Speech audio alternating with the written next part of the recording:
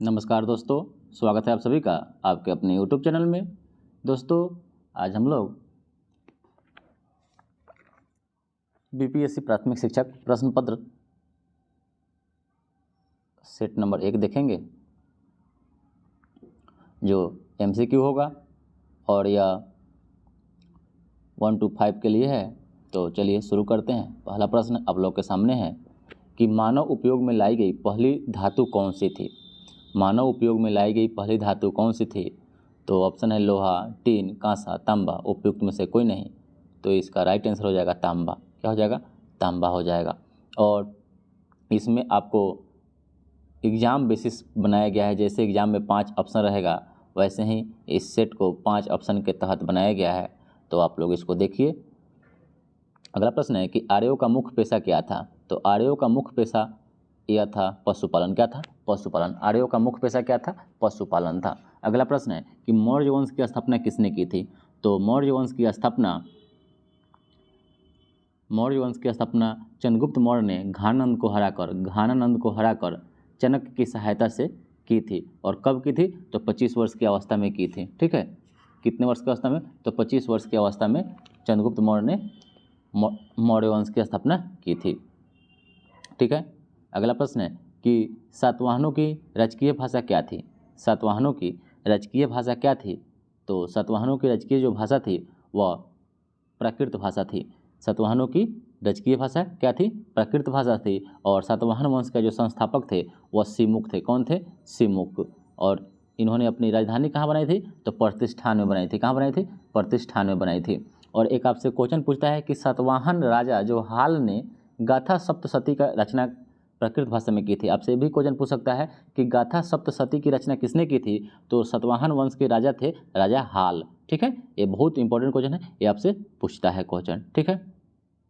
अगला प्रश्न है कि भारत का नेपोलियन किसे कहा जाता है? भारत का नेपोलियन किसे कहा जाता है? तो भारत का नेपोलियन समुद्रगुप्त को कहा जाता है। और नेपोलियन फ्रांस का निवासी था, जिनके पिता का नाम कार्लो बोनापार्ट था। तो वैसे ही समुद्रगुप्त को भारत का नेपोलियन कहा जाता है। और इनको यह उपाधि B.A. स्मिथ के द्वारा दी गई थी। B.A. स्मिथ के द्वारा। पूछता है आपसे क्वेश्चन कि समुद्रगुप्त को भारत का नेपोलियन किसने कहा था? तो B.A. स्मिथ ने कहा था। ठीक है। चलिए अगला प्रश्न है कि लीलावती नामक ग्रंथ की रचना किसने की थी? लीलावती यह एक गणित से संबंधित पुस्तक है। तो लीलावती, ये भी क्वेश्चन आपसे पूछ देता है, तो लीलावती नामक ग्रंथ की रचना किसने की थी? तो लीलावती नामक ग्रंथ की रचना भास्कर द्वितीय के द्वारा की गई थी। भास्कर द्वितीय के द्वारा की गई थी। ठीक है। और यह गणित और खगोल शास्त्र का एक प्राचीन ग्रंथ है लीलावती। याद रखना है कि भास्कर द्वितीय के द्वारा लीलावती नामक ग्रंथ की रचना की गई थी। अगला प्रश्न है कि दिल्ली सल्तनत में रक्त और लौह की नीति किस सुल्तान द्वारा अपनाई गई थी? दिल्ली सल्तनत में रक्त एवं लौह की नीति किस सुल्तान द्वारा अपनाई गई थी? तो यह बलबन के द्वारा अपनाई गई थी। किसके द्वारा? बलबन के द्वारा। और गुलाम वंश का जो शासक बलबन था, यह इसका शासनकाल 1265 से लेकर 1287 ईस्वी तक रहा था। 1265 से लेकर 1287 तक रहा था। और यह जो बलबन था यह इल्तुतमिश का गुलाम था। क्या था? इल्तुतमिश का गुलाम था। यही बात आपको याद रखना है। चलिए अगला प्रश्न है कि मोहम्मद बिन तुगलक द्वारा किस धातु के सांकेतिक मुद्रा चलाने का निर्णय लिया गया था? मोहम्मद बिन तुगलक MBT द्वारा किस धातु के सांकेतिक मुद्रा चलाने का निर्णय लिया गया था?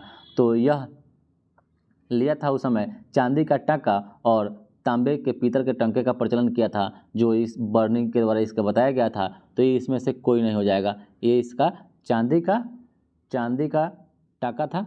चांदी का टाका प्लस पीतल तांबे दोनों का प्रयोग किया गया था। तांबे यानी पीतल का टाका का प्रयोग किया गया था। तो इनमें से उपयुक्त में से कोई नहीं हो जाएगा। ठीक है। चलिए अगला प्रश्न है कि फरीद को शेर खां का खिताब किसने दिया था? यानी फरीद को शेर खां का खिताब किसने दिया था? तो यह दक्षिण बिहार का एक सूबेदार था, बहार खां लोहानी। कौन था? बहार खां लोहानी। उसी ने फरीद को एक शेर मारने के उपलक्ष्य में शेर खां की उपाधि दिया था, जिसको हम लोग शेरशाह सूरी जानते हैं। ठीक है। चलिए अगला प्रश्न देखते हैं कि अंग्रेजों ने दक्षिण भारत में 1611 ईस्वी में अपनी पहली फैक्ट्री कहाँ स्थापित की थी? अंग्रेजों ने दक्षिण भारत में 1611 ईस्वी में अपनी पहली फैक्ट्री कहाँ स्थापित की थी? तो यह है मसूलीपट्टनम में स्थापित की थी, मसूलीपट्टनम में। तो दक्षिण में ईस्ट इंडिया कंपनी ने अपना पहला कारखाना 1611 में मसूलीपट्टनम और पेरापुली में स्थापित किया था। एक बात और याद रखिएगा, जगह था पेरापुली, ठीक है, पेरापुली में, ठीक है। चलिए अगला प्रश्न है कि लॉर्ड डलहौजी ने किस नवाब पर कुशासन का आरोप लगाकर 1856 में अवध राज्य को हड़प लिया था? तो लॉर्ड डलहौजी ने अवध के किस नवाब पर कुशासन का आरोप लगाकर 1856 में अवध को हड़प लिया? तो ये थे वाजिद अली। कौन थे? वाजिद अली पर यह आरोप लगा दिया कुशासन का कि आप शासन सही से नहीं चला रहे हैं और इसको अवध को अपने राज्य में हड़प लिया, क्योंकि डॉक्ट्राइन ऑफ लैक्स यानी कि राज हड़प नीति चला रहा था लॉर्ड डलहौजी, और अवध को क्या कहता था कि यह एक चेरी के समान है, कभी ना कभी मेरे मुंह में तो जरूर आएगी, और 1856 में वह दिन आ गया और उसको कुशासन का आरोप लगाकर हड़प लिया। अगला प्रश्न है कि रैयतवारी बंदोबस्त के जनक थे। रैयतवारी बंदोबस्त के जनक कौन थे? तो रैयतवारी बंदोबस्त के जो जनक थे वह मुनरो और रीड थे। याद रखना है, रैयतवारी तो रीड आएगा, तो रैयतवारी बंदोबस्त के जनक थे मुनरो एवं रीड, ठीक है।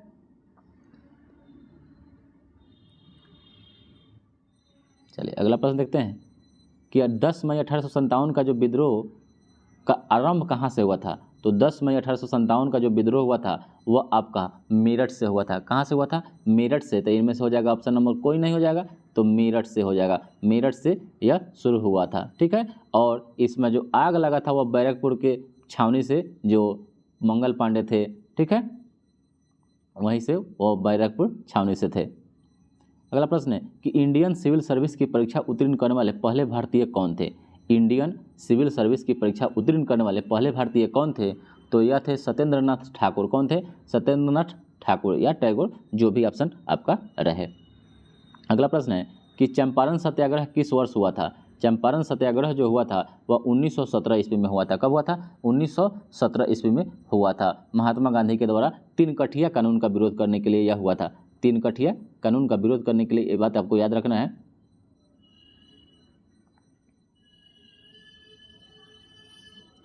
3 कठिया कानून के विरोध करने के लिए यह चंपारण सत्याग्रह 1917 ईस्वी में हुआ था, ठीक है।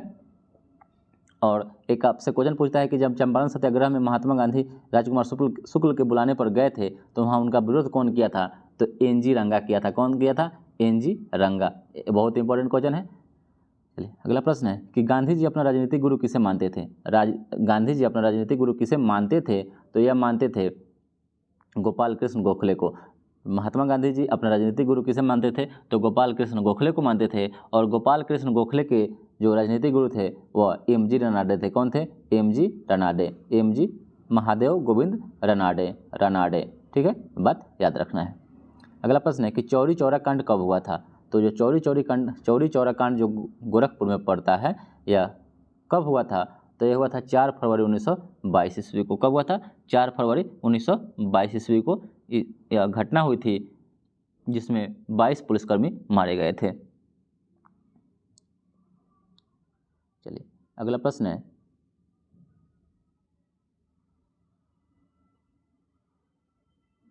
कि भारतीय राष्ट्रीय कांग्रेस की स्थापना के समय भारत का वायसराय कौन था? तो भारतीय राष्ट्रीय कांग्रेस की स्थापना 28 दिसंबर 1885 ईस्वी में हुई थी। उस समय भारत का जो वायसराय था वह लॉर्ड डफरिन था। कौन था? लॉर्ड डफरिन था, ठीक है।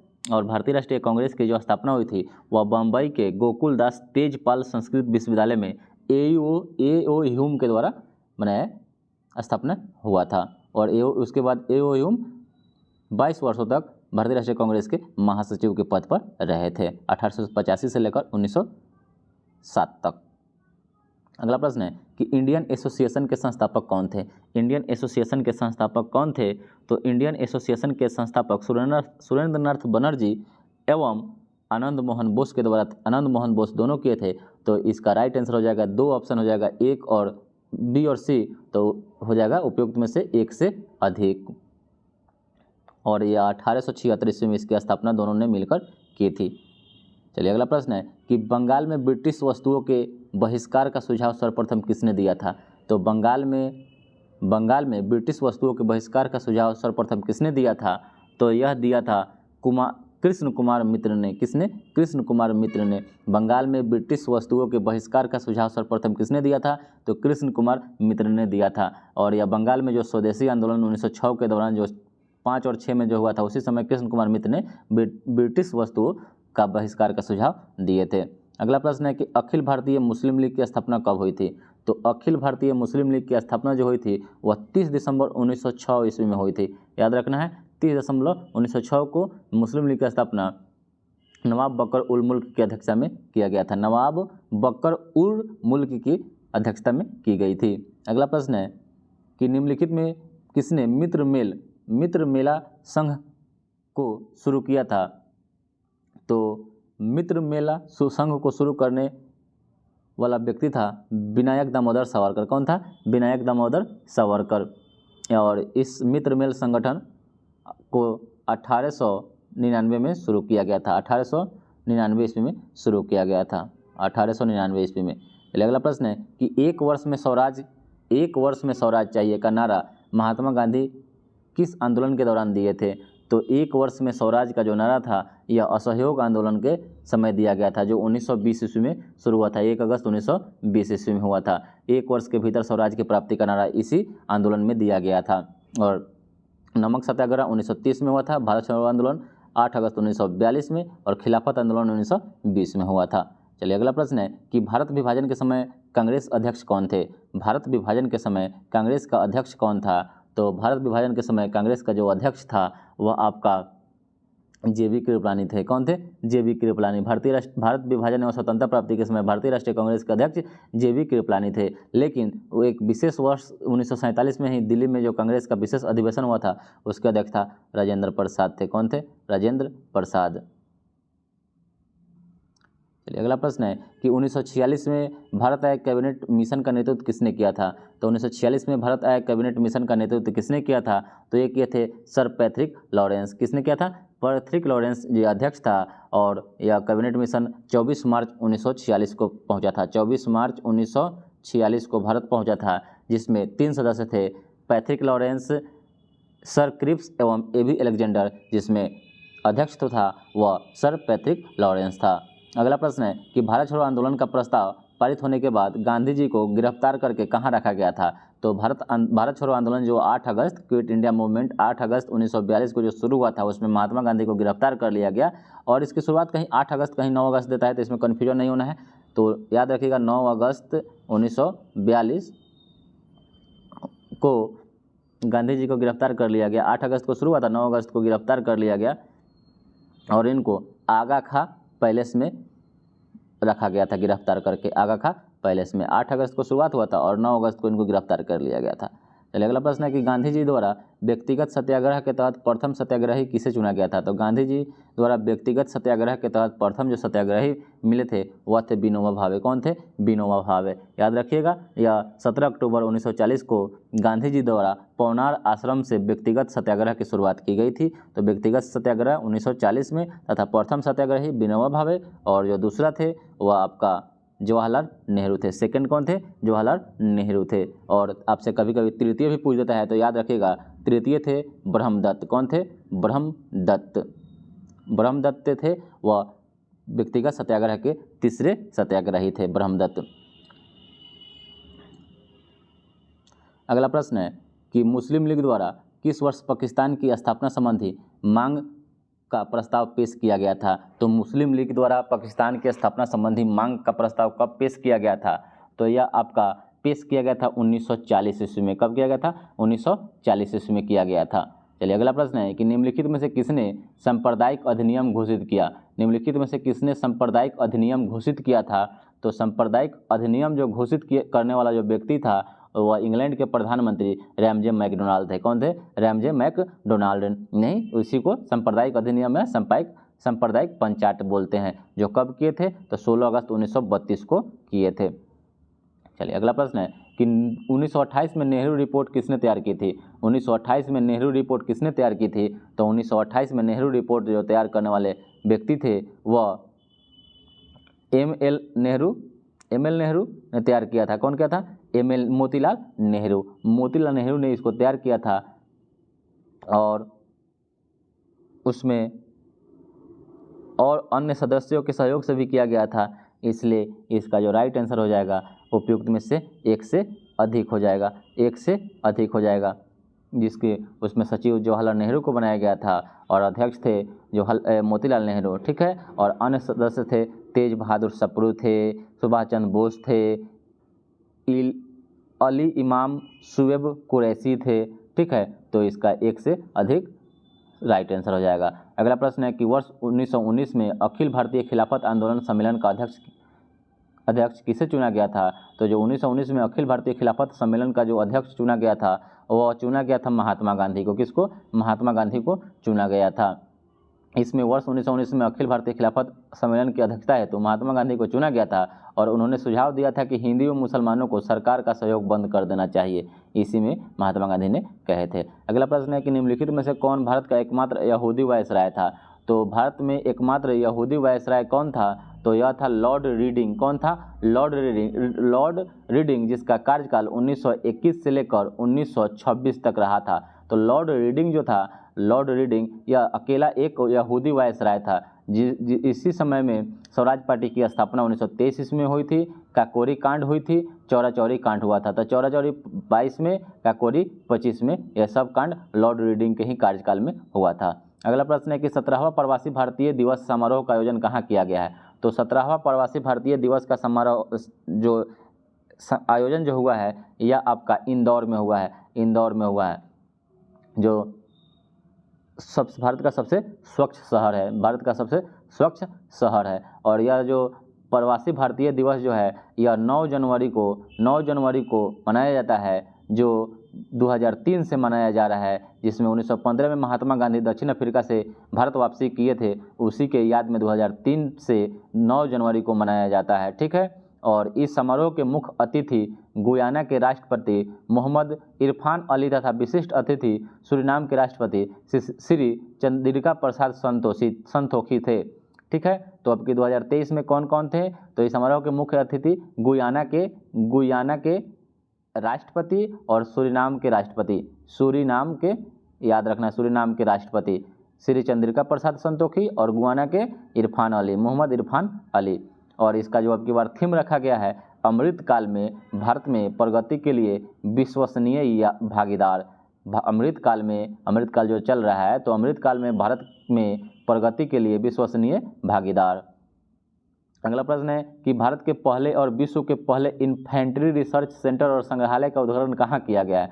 तो भारत के पहले और विश्व के दूसरे इन्फेंट्री रिसर्च सेंटर का संग्रहालय का उद्घाटन कहाँ किया गया है?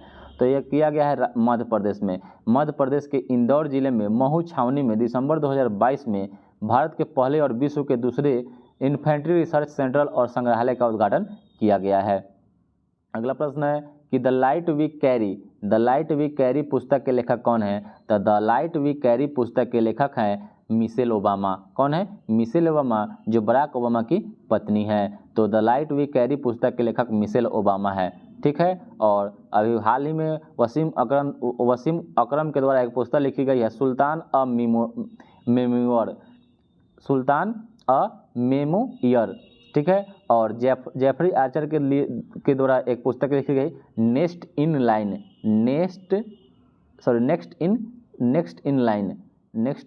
Line.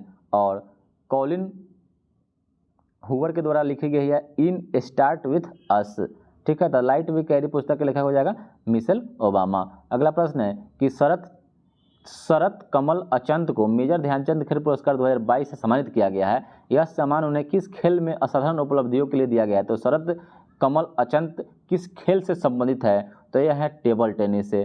Sharath Kamal Achanta table tennis खेल खेलते हैं और इनको देश का सर्वोच्च सम्मान मेजर ध्यानचंद खेल रत्न पुरस्कार 2022 में प्रदान किया गया है। पहले राजीव गांधी इस खेल का नाम था, इसका नाम बदलकर मेजर ध्यानचंद खेल रत्न पुरस्कार कर दिया गया है, जिसमें 25 लाख राशि इनाम के तौर पर दी जाती है।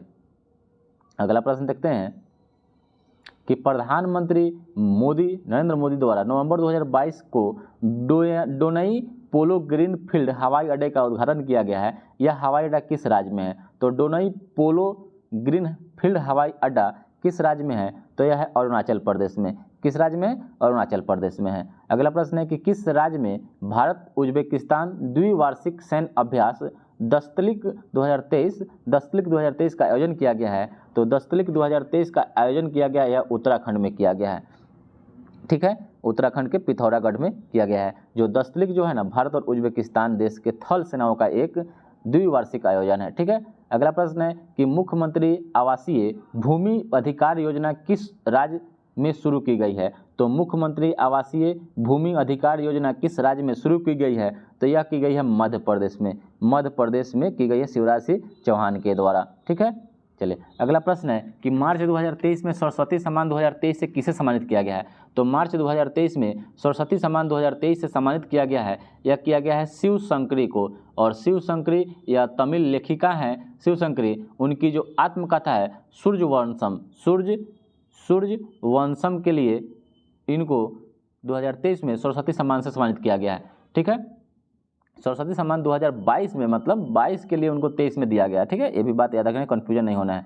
अगला प्रश्न है कि किस ऑपरेशन के तहत भारत ने भूकंप प्रभावित देश तुर्की और सीरिया को मानवीय सहायता प्रदान की थी? तो जो तुर्की और सीरिया में जो भूकंप आया था उसमें भारत उसका सहायता किया, तो उसमें कोई आपका ऑपरेशन चलाया होगा, तो उस ऑपरेशन का नाम था ऑपरेशन दोस्त। क्या था? ऑपरेशन दोस्त।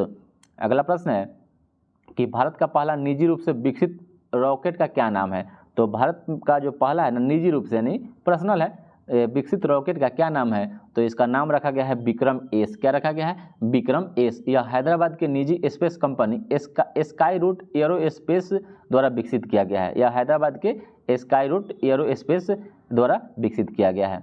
अगला प्रश्न है कि आइसो जो हेलाइन किन को जोड़ने वाली रेखाएं हैं? आइसोहेलाइन एक रेखा है जो किन को जोड़ती है? तो आइसोहेलाइन एक काल्पनिक रेखा होती है जो समान लवणता वाले बिंदुओं को जोड़ती है। समान लवणता वाले बिंदुओं को जोड़ती है। आइसोहेलाइन समान लवणता वाले बिंदुओं को जोड़ती है। और अगला प्रश्न बहुत ही इंपॉर्टेंट है कि क्षुद्र ग्रह, यह हमेशा एग्जाम में पूछता है, डबल स्टार लगा लीजिएगा। क्षुद्र ग्रह किन दो ग्रहों के बीच में पाया जाता है? तो जो क्षुद्र ग्रह होते हैं वह मंगल और बृहस्पति के बीच में पाए जाते हैं। मंगल और बृहस्पति के बीच में पाए जाते हैं। दोस्तों वीडियो कैसा लग रहा है? अगर अच्छा लग रहा होगा आपको तो इसको लाइक और सब्सक्राइब कीजिए और दोस्तों के साथ शेयर कीजिए दोस्तों। ठीक है, चलिए अगला प्रश्न है कि फेडरेशन कप का संबंध किस खेल से है? तो फेडरेशन कप का जो संबंध है किस खेल से है? तो यह आपका फुटबॉल से है। Federation cup football. ठीक है, और फुटबॉल में और दो चार पूछता है आपका, जैसे संतोष ट्रॉफी, ये भी फुटबॉल से है। डीसीएम ट्रॉफी, ये भी आपका फुटबॉल से है। तो football, Santosh trophy, federation trophy, DCM trophy, ये सब आपका फुटबॉल खेल से संबंधित है। चलिए अगला प्रश्न आप लोग के सामने है कि ओणम मुख्य रूप से किस राज्य में मनाया जाने वाला कृषि फसल उत्सव है? यानी ओणम जो होता है वह फसल की कटाई के बाद मनाया जाता है। तो ओणम ये आपका केरल में मनाया जाता है। ठीक है, ओणम कहाँ मनाया जाता है? केरल में मनाया जाता है। और ओणम का त्यौहार दक्षिण भारत में खासकर केरल में बहुत धूमधाम से मनाया जाता है। और ओणम को खास तौर पर खेतों में फसल की अच्छी उपज के लिए मनाया जाता है। यानी जब प्रथम बार कटता है और अच्छा फसल होता है तो ओणम त्यौहार मनाया जाता है। और ओणम उत्सव इसलिए विशेष है क्योंकि इसकी पूजा मंदिर में नहीं की जाती है बल्कि घर में की जाती है। ठीक है, अपने अपने घरों में लोग करते हैं। अगला प्रश्न है कि पड़ोसी देश भूटान कितने भारतीय राज्यों से सीमा साझा करता है? तो जो भूटान है, तो भारत और भूटान के बीच में जो सीमा का जो लंबाई है वह 699 किलोमीटर, मैंने 700 में 1 किलोमीटर कम है। और यह भारत के 4 राज्यों से लगता है, 4 राज्यों से सीमा साझा करता है। और राज्य कौन कौन है? तो है असम है, आपका अरुणाचल प्रदेश है, और आपका पश्चिम बंगाल हो जाएगा, वेस्ट बंगाल, पश्चिम बंगाल और सिक्किम। कौन हो जाएगा? सिक्किम। तो याद रखिएगा, असम, अरुणाचल प्रदेश, वेस्ट बंगाल और सिक्किम 4 राज्यों से होकर मतलब इसका सीमा साझा करता है। अगला प्रश्न है कि निम्नलिखित में से कौन ग्रीन हाउस गैस का उदाहरण नहीं है? ग्रीन हाउस गैस का उदाहरण कौन नहीं है? तो यह हो जाएगा नाइट्रिक ऑक्साइड। नाइट्रिक ऑक्साइड जो है यह ग्रीन हाउस गैस का उदाहरण नहीं है, जबकि जलवाष्प, कार्बन डाइऑक्साइड, क्लोरोफ्लोरोकार्बन, यह तीनों आपका ग्रीन हाउस गैस का उदाहरण है। ठीक है, और नाइट्रिक ऑक्साइड जिसको नाइट्रस ऑक्साइड जिसको उसको लाफिंग गैस के नाम से जानते हैं, ठीक है, नाइट्रस ऑक्साइड को। तो नाइट्रस ऑक्साइड भी आपका, नाइट्रस ऑक्साइड भी ग्रीन हाउस गैस है, जबकि nitric oxide green house gas नहीं है। अगला प्रश्न है कि निम्नलिखित में से किस शहर को जापान का पिट्सबर्ग कहा जाता है? तो जापान का पिट्सबर्ग किस शहर को कहा जाता है? तो यह यावाटा शहर जो है ना जापान का, इसको जापान का पिट्सबर्ग कहा जाता है। तो जापान का यावाटा शहर जापान का पिट्सबर्ग कहलाता है। और जापान का जो ओसाका है ना, वह जापान का ओसाका शहर या जापान का मैनचेस्टर कहलाता है। और जापान का डेट्राइट नागोया को कहते हैं, नागोया को जापान का डेट्राइट कहते हैं, जापान का डेट्रायट और ओसाका को जापान का मैनचेस्टर और यावाटा को जापान का पिट्सबर्ग कहते हैं। और टोक्यो तो जापान की राजधानी है। चलिए अगला प्रश्न है कि विश्व हिंदी दिवस कब मनाया जाता है? विश्व हिंदी दिवस यह 10 जनवरी को मनाया जाता है। विश्व हिंदी दिवस 10 जनवरी को मनाया जाता है और यह पहली बार 1975 में मनाया गया था और 1975 से अभी तक मनाया जा रहा है और यह प्रत्येक वर्ष 10 जनवरी को मनाया जाता है। और ठीक है, और विश्व हिंदी दिवस का मनाने का निर्णय भारत में विदेश मंत्रालय ने 2006 में किया था। तो भारत में 2006 से मनाया जाता है और विश्व में 1975 से किया जा रहा है।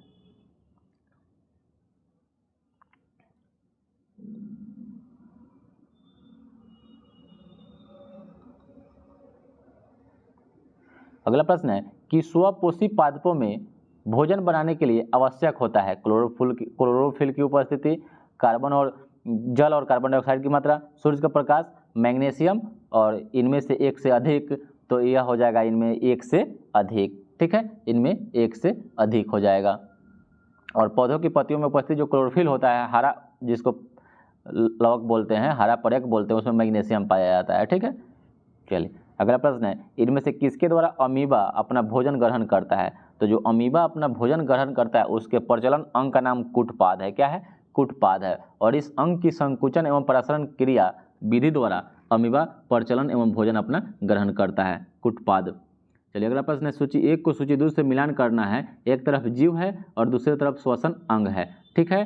तो मिलान करना है आपका, तो है आपका मछली। जो मछली होता है वो आपका मछली गिल्स से आपका करता है, मछली गिल्स से, ठीक है।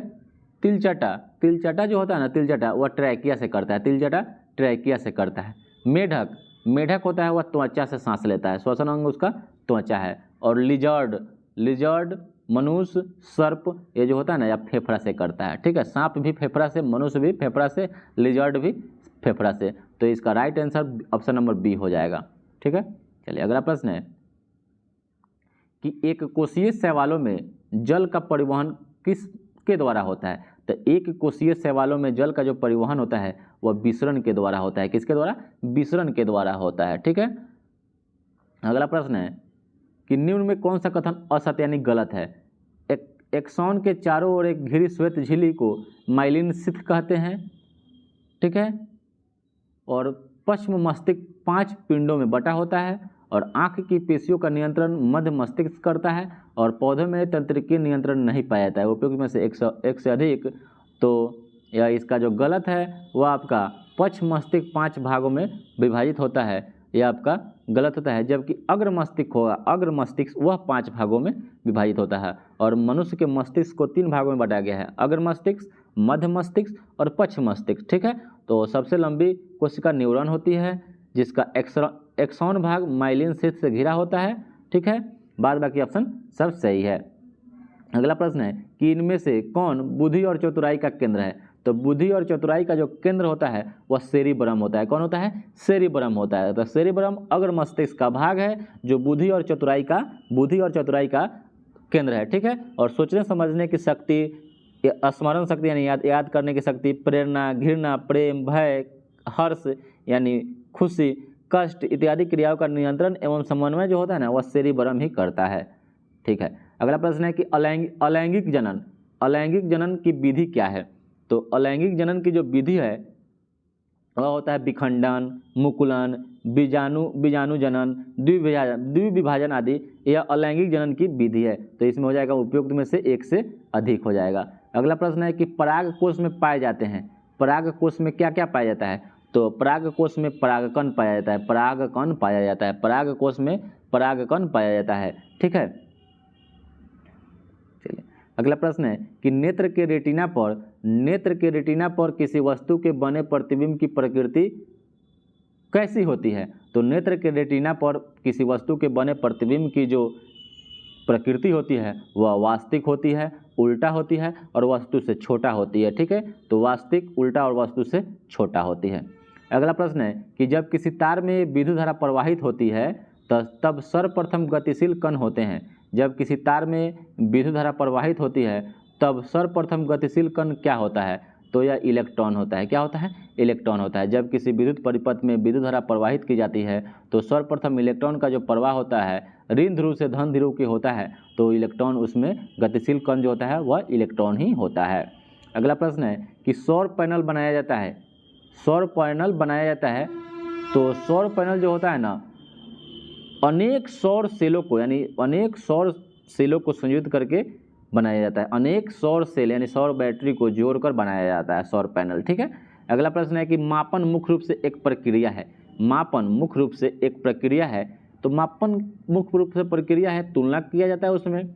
ठीक है, मापन वे भौतिक राशियाँ जिनका माप तोल किया जाता है उसको भौतिक राशि कहते हैं। ठीक है, और भौतिक राशियों की माप के लिए कुछ मानक मापों की आवश्यकता होती है जिसे राशि का मात्रक कहते हैं, और हर एक राशि के लिए मात्रक अलग अलग है। ठीक है, तो तुलना करने के लिए किया जाता है। अगला प्रश्न है कि यदि किसी वस्तु द्वारा तय की गई दूरी समय के अनुक्रमानुपाती होती है, समय के अनुक्रमानुपाती यानी समानुपाती होती है, तो उसे हम क्या कहते हैं? तो यदि किसी वस्तु द्वारा तय की गई दूरी समय के अनुक्रमानुपाती होती है तो उसे हम लोग कह सकते हैं कि वस्तु एक समान चाल से चल रही है। वस्तु एक समान चाल से चल रही है। अगला प्रश्न है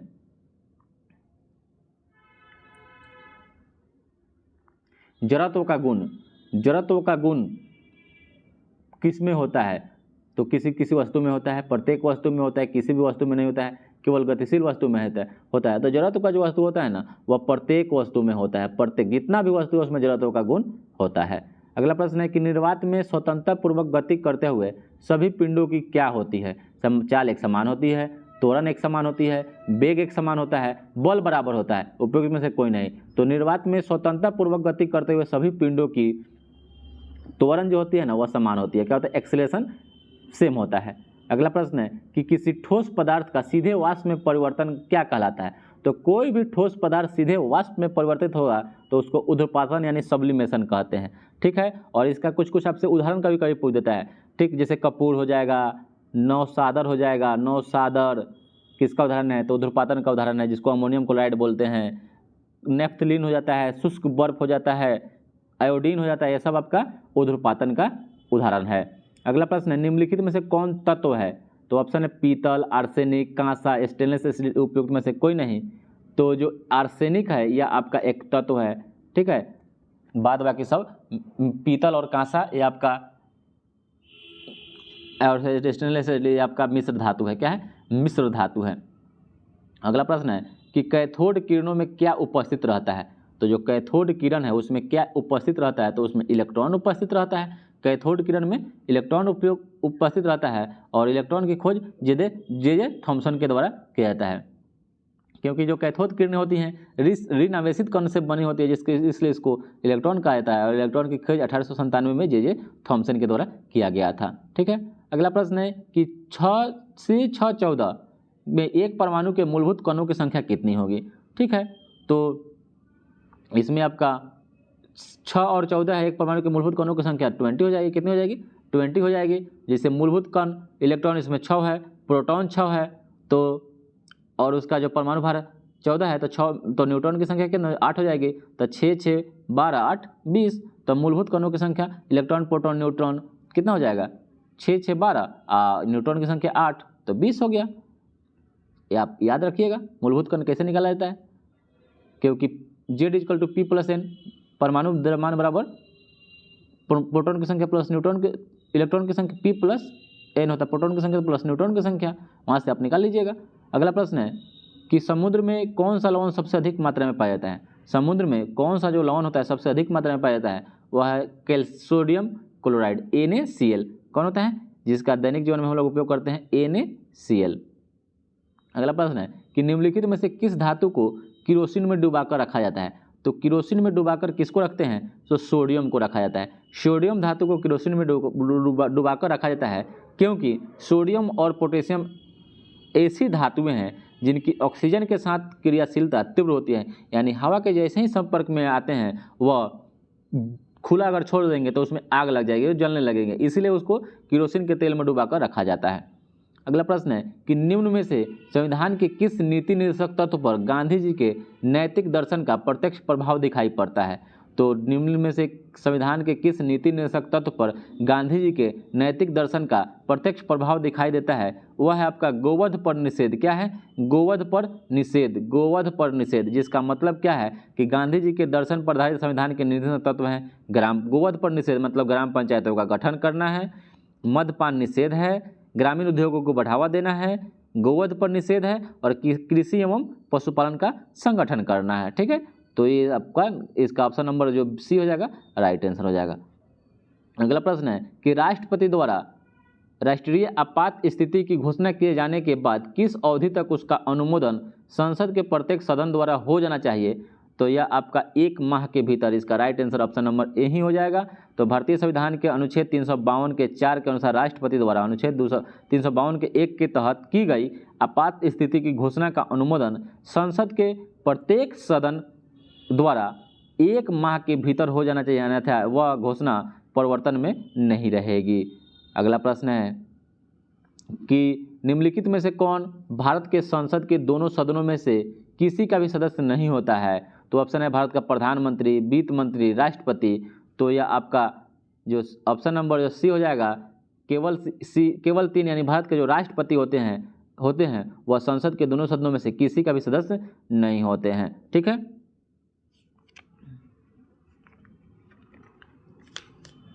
चलिए अगला प्रश्न है कि संविधान के किस अनुच्छेद में प्राथमिक स्तर पर मातृभाषा में शिक्षा देने की बात की गई है। तो संविधान के किस अनुच्छेद में प्राथमिक स्तर पर मातृभाषा में शिक्षा देने की बात की गई है, वह आपका 350 के क यानी 350 के ए जो कहिए, इसमें आपको प्राथमिक स्तर पर मातृभाषा में शिक्षा देने की बात कही गई है। जबकि 300 अनुच्छेद 351 में क्या कहा गया है कि हिंदी भाषा को प्रोत्साहित करने की बात कही गई है। अगला प्रश्न है कि भारत के नियंत्रक और महालेखक परीक्षक की रिपोर्ट की समीक्षा करने वाली संसदीय समिति कौन है। तो भारत के नियंत्रक और महालेखक परीक्षक की रिपोर्ट की समीक्षा करने वाली संसदीय जो समिति है वह आपका लोकलेखा समिति है। कौन है, लोकलेखा समिति है, लोकलेखा समिति। और लोकलेखा समिति को प्राक्कलन समिति की जुड़वा बहन कहा जाता है। ठीक है, अगला प्रश्न है कि भारतीय संविधान के किस संशोधन के तहत उच्च न्यायालय के न्यायाधीशों की सेवानिवृत्ति की आयु 60 वर्ष से बढ़ाकर 62 वर्ष की गई थी।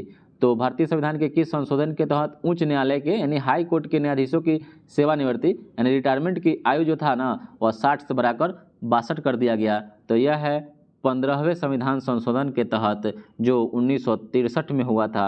1963 में यह 60 वर्ष से बढ़ाकर 62 वर्ष कर दिया गया। अगला प्रश्न है कि चुनाव के दौरान राजनीतिक दलों और उम्मीदवारों द्वारा अनुपालन किए जाने वाली आदर्श आचरण संहिता क्या है। तो यह आपका चुनाव के दौरान राजनीतिक दलों और उम्मीदवारों द्वारा अनुपालन किए जाने वाले आदर्श आचरण संहिता जो है ना, यह आपका लोक प्रतिनिधित्व अधिनियम 1951 में विनिर्देशित नियम है, उसी का यह आदर्श आचरण संहिता है। अगला प्रश्न है कि निम्न में कौन संघ सूची के अंतर्गत नहीं आता है। तो संघ सूची वर्तमान में 100 विषय शामिल है। ठीक है, जो लोक स्वास्थ्य है, लोक स्वास्थ्य ये आपका नहीं आता है, यह राज्य सूची का विषय है, राज्य सूची का विषय है। जबकि टेलीफोन, डाक और रक्षा जो है ना यह संघ सूची का विषय है। ठीक है, चलिए अगला प्रश्न है कि सकल राष्ट्रीय उत्पाद में से अगर सकल राष्ट्रीय उत्पाद में से मूल ह्रास अगर घटा देंगे तो क्या बचेगा। तो जो बचेगा वह निवल राष्ट्रीय उत्पाद होगा। क्या होगा, निवल राष्ट्रीय उत्पाद यानी जीएनपी ग्रॉस नेशनल प्रोडक्ट में से आपका मूल ह्रास घटा देंगे तो NNP प्राप्त होगा, निवल राष्ट्रीय आय या निवल राष्ट्रीय प्रोडक्ट उत्पाद प्राप्त होगा। अगला प्रश्न है कि निम्न में कौन सा युग्म सही सुमेलित नहीं है? तो सही सुमेलित प्रथम पंचवर्षीय योजना जो हेराल्ड डोमर मॉडल पर आधारित है 51 से 56 सही है, दूसरी 56 से 61 सही है, तीसरी 61 से 66 सही है, और चौथी जो है यह 66 से 71 यह गलत है। इसका जो था 1969 से 74 था, तो इसका जो गलत है यह आपका ऑप्शन नंबर डी गलत है, ठीक है। और पंचवर्षीय योजना रूस से लिया गया है अपने देश में। अगला प्रश्न है कि वित्तीय वर्ष 2023-24 के लिए राजकोषीय घाटा बिहार के जीएसडीपी का कितना प्रतिशत होने का अनुमान लगाया गया है? तो वित्तीय वर्ष 2022-23-24 में जीएसडीपी का अनुमान जो लगाया गया है वो आपका 2.98% होने का अनुमान लगाया गया है। तो वित्तीय वर्ष 2023-24 में राजकोषीय घाटा बिहार के जीएसडीपी का अनुमान 2.98 होने का अनुमान है, जो पिछले वर्ष जो था 22-23 में वह 3.47 पर, यह पिछले वर्ष का था 22-23 का, ठीक है, और यह अभी वर्तमान में है 2023-24 का। अगला प्रश्न है कि बिहार आर्थिक सर्वेक्षण 2022-23 के अनुसार 2021-22 में बिहार के सकल घरेलू उत्पाद जीएसडीपी की स्थिर कीमतों पर वृद्धि दर कितनी रही? तो यह रहा था 10.98%, ठीक है। अगला प्रश्न, निम्नलिखित में से किस देश की भारत के साथ सबसे लंबी स्थलीय सीमा है? तो स्थलीय सबसे ज़्यादा है यह बांग्लादेश के साथ, आप सभी जानते होंगे 4096.7 किलोमीटर सीमा साझा भारत बांग्लादेश के साथ करता है, या बांग्लादेश भारत के साथ करता है, ठीक है। अगला प्रश्न है कि भारत कितने प्राकृतिक प्रदेशों में विभाजित है? तो भारत जो है ना यह मुख्यतः 4 प्राकृतिक प्रदेशों में विभाजित है, 4 प्राकृतिक प्रदेशों में विभाजित है, ठीक है। अगला प्रश्न है कि माउंट एवरेस्ट कहाँ स्थित है? तो माउंट एवरेस्ट जो है यह नेपाल देश में स्थित है, जिसकी ऊंचाई है 8848 मीटर यानी 29,228 फीट, ठीक है। चलिए अगला प्रश्न है कि भारत में जनसंख्या के अनुसार तीसरा एवं क्षेत्रफल में बढ़ा हुआ राज्य कौन सा है? तो इसी से पकड़ लीजिए, जनसंख्या में तीसरा और क्षेत्रफल में बढ़ा हुआ तो अपना बिहार है, ठीक है। तो इसका जो क्षेत्रफल है, क्षेत्रफल 94,163 वर्ग किलोमीटर है, ठीक है। और अभी वर्तमान में 28 राज्य और 8 केंद्रशासित प्रदेश हैं, जिसके कारण पहले 13वां था, तो अब क्षेत्रफल में बढ़ावा हो गया है। अगला प्रश्न है कि समुद्री चक्रवाती तूफान तौकते किस महासागर में उत्पन्न हुआ था? तौकते समुद्री चक्रवाती तूफान तौकते किस सागर में उत्पन्न हुआ था?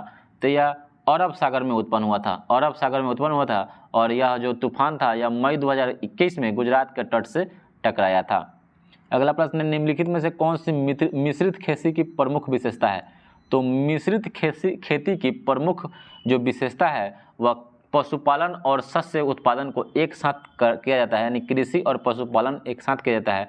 तो ऑप्शन नंबर जो सी हो जाएगा, पशुपालन और शस्य उत्पादन को एक साथ करना मिश्रित खेती की क्या है? प्रमुख विशेषता है। अगला प्रश्न है कि 8वां भारत अंतर्राष्ट्रीय विज्ञान महोत्सव कहाँ आयोजित किया गया? तो 8वां भारत अंतर्राष्ट्रीय विज्ञान महोत्सव जो है ना यह भोपाल में किया गया है, भोपाल में किया गया, ठीक है। चलिए अगला प्रश्न है कि भारत में ऊर्जा का सर्वाधिक स्रोत है, ऊर्जा का सर्वाधिक स्रोत कौन सा है? तो भारत में ऊर्जा का भी सर्वाधिक स्रोत कोयला पर ही आधारित है, ठीक है, कोयला पर ही आधारित है। अगला प्रश्न है कि तारे का जो रंग होता है ना सूचक किसका होता है? तो जो तारे का जो रंग होता है सूचक होता है उसके ताप का, मैंने उसमें कितना ताप है उसी का सूचक होता है। तारों का रंग उसके ताप का सूचक होता है। विभिन्न रंगों का तारों का ताप निम्न प्रकार से होता है, जैसे नीला रंग होगा तो 50,000 से 28,000 केल्विन होता है, नीला होता है 28,000 से 10,000 होता है, ऐसे ही लाल जो होता है वो 3500 से 2000 होता है, ठीक है। चलिए अगला प्रश्न है कि दिन रात किस कारण से होते हैं। दिन रात जो होता है ना वो कारण उसका क्या है, तो यह है भू परिभ्रमण। क्या हो जाएगा, भू परिभ्रमण, यानी अपने अक्ष के सहारे पृथ्वी का जो घूर्णन होता है, rotation of the earth on its axis, उसी को भू परिभ्रमण कहते हैं। तो पृथ्वी अपने अक्ष पर घूर्णन करती है, इसी के कारण पृथ्वी पर दिन और रात होते हैं, ठीक है। चलिए अगला प्रश्न है कि निम्नलिखित महाद्वीपों में से किसमें देशों की संख्या अधिकतम है। तो देशों की संख्या अधिकतम जो है ये अफ्रीका महादेश में, सभी जानते हैं हम लोग, ये अफ्रीका महादेश में 54 देश हैं, ठीक है। एशिया में 48 देश हैं, यूरोप में 49 देश हैं और दक्षिणी अमेरिका में 12 देश हैं, जबकि उत्तरी अमेरिका में बताए थे इससे पहले वाले वीडियो में 23 देश हैं, ठीक है। और यूरोप में 49, कहीं कहीं आपसे 50 मिलेगा, तो 49 देश हैं। अगला प्रश्न है कि भारत के किस राज्य में मानसून का आगमन सबसे पहले होता है। तो भारत के किस राज्य में जो मानसून होता है सबसे पहले केरल में आता है, ठीक है। और ये सबसे पहले मानसून का प्रारंभ, दक्षिण पश्चिम मानसून का प्रारंभ केरल में ही होता है और यह जुलाई से 2 जून से सितंबर महीने तक रहती है, ठीक है। और भारतीय कृषि का जो अभी अधिकांश भाग है यह मानसून पर ही आधारित है। अगला प्रश्न है कि हरित क्रांति शब्द संबंधित है, हरित क्रांति संबंधित किससे है। तो हरित क्रांति है ना यह गेहूं के उत्पादन, क्योंकि जो हरित क्रांति हुआ था उसमें सबसे ज़्यादा गेहूं का ही उत्पादन हुआ था, ठीक है। जो भारत में 1966 से लेकर 67 में यह विकसित हुआ था, इसकी शुरुआत हुई थी, ठीक है। और MS स्वामीनाथन को हरित क्रांति का जनक कहा जाता है। अगला प्रश्न है कि भारत में सौर ऊर्जा द्वारा संचालित हवाई अड्डा पहला कौन है। यानी सोलर सेल से कौन सा हवाई अड्डा भारत में चलता है, यानी पहला जो हवाई अड्डा है वह आपका कोचिन है, जो केरल का है। यानी केरल स्थित कोचिन अंतर्राष्ट्रीय हवाई अड्डा भारत ही नहीं बल्कि विश्व का प्रथम सौर ऊर्जा संचालित हवाई अड्डा है। इसने यह उपलब्धि 2015 में ही प्राप्त कर लिया था। अगला प्रश्न है कि राष्ट्रीय पर्यावरण अभियांत्रिकी शोध संस्थान नेरी कहाँ अवस्थित है। राष्ट्रीय पर्यावरण अभियांत्रिकी शोध संस्थान कहाँ है, तो यह नागपुर में है, महाराष्ट्र में है, ठीक है। और नेरी जो है ना यह भारत सरकार के अधीन विज्ञान एवं प्रौद्योगिकी मंत्रालय के अधीन कार्य करता है। अगला प्रश्न है कि इको मार्क उन भारतीय उत्पादों को दिया जाता है जो इको मार्क, तो यह पर्यावरण, ये तो सीधे देखने से लगता है कि पर्यावरण के साथ जो होता है ना, पर्यावरण के प्रति मैत्रीपूर्ण होगा, वह इको मार्क उन्हीं भारतीय उत्पाद को दिया जाता है। और 100 नंबर प्रश्न देख लेते हैं